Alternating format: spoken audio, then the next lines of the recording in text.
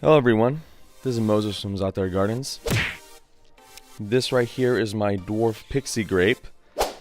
It's just a grape that produces little clusters of grapes that look like a big mulberry or a big raspberry or blackberry in a way, and there's all these individual grapes, very tiny. But anyways, so we're going into breaking dormancy phase with this Pixie Grape, and you can see beautiful new leaves that are coming out right now.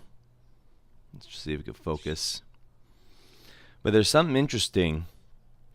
It's happened before where if I do prunings of my plum or peaches or apricot or grapes, the cuttings that fall on the ground want to come out of dormancy as well.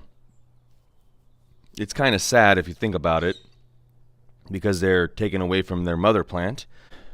And what I was impressed with is how much growth this cutting had compared to its mother plant. If you take a look, it doesn't have that much growth as much as that cutting.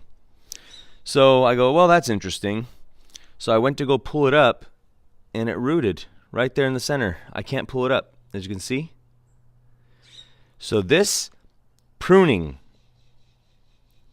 fell onto this 1-inch thick wood chip soil, potting soil in this pot, rooted, and then produced bigger flush of growth than its own mother plant.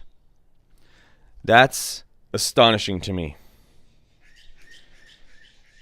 That stuff right there makes me love waking up in the morning and going into my garden. It never ceases to amaze me that I can find something new every day in the garden. And Lulu's chasing a squirrel right now. So, happy gardening, everyone. Keep your eyes open. Would you want to say bye, Lulu? Lulu. Oh, God, these squirrels. Happy gardening, everyone. Bye. Okay, like, share, subscribe. And thanks for watching, everyone.